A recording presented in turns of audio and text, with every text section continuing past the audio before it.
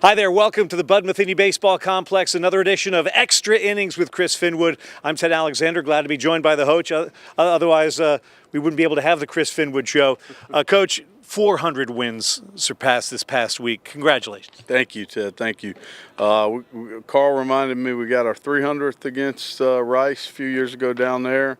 And so it was nice to, the 400th came on sweeping a doubleheader and winning the series and all those things. And there were two great games, so we fought from behind in both of them. And it's a good week for us, going 4-0, starting off conference play 3-0 against the team that was picked to win the league. I was really proud of our guys. It would be one thing to win the games. It's another, isn't it, to come from behind and show some true grit in those games?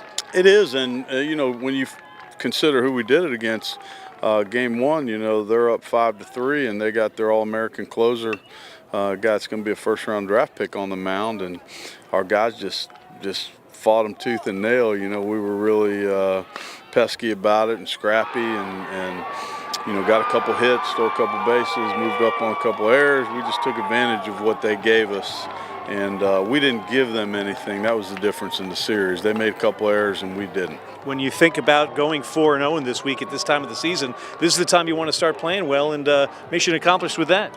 Well, so far, and we've played a lot of home games, and we played pretty well at home, and that's what we wanted to do. And some roles are starting to come into play a little bit more as we go into this, and I still think we've got our best offensive baseball in front of us. We've shown flashes, but I think we're a better offensive team in this. And having said that, the last two weekends we faced two pretty good pitching staff, and come out, win 5 out of 6 against those. West Virginia went down and beat Baylor 2 out of 3.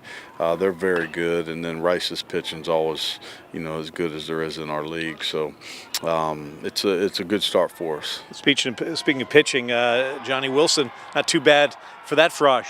Well, he's just a great competitor, and he didn't really have command of his off-speed stuff early in that game, and he just kept fighting. They let him off the hook the one inning, when they had second, third, no outs, and he gets out of that, and he starts getting better and better, kind of like Bain did in game 2. His stuff got better as the game went along, and Kurt said the changeup really started diving for him, and that allowed him to, probably throw a couple more innings, and then you get through 7 with your starters, man. It's a lot easier to manage a game. And another real close game that we were able to get one more in the 8th, and we talk about that a lot. Let's find a way to get one more. And big difference in the 9th inning between a 1-run game and a 2-run game for the pitcher that's out there. 2 home against Princeton Tuesday, Wednesday, then off to UTSA. Talk about the prep for this week. Well, Princeton's always very well coached. Scott Bradley, former big leaguer, played in North Carolina, caught for the Yankees. They'll be well prepared.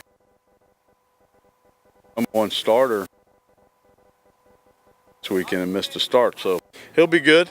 And we'll have to play well to win, like always. Got 2 midweeks, and then we go down to Texas, San Antonio to take on the Roadrunners down there in their ballpark. Be our first road end of the year, and we got a 4-game road swing coming up. So there's always things you have to challenge yourself to, and we'll start thinking about them. But we got to be ready for Princeton first. Coach, congratulations on the week that was, and best of luck at the week that hasn't been yet. Yeah, thank you. He's not going to shave until he gets to 500. Look out below. For the coach, Chris Finwood, I'm Ted Alexander for Monarch Media.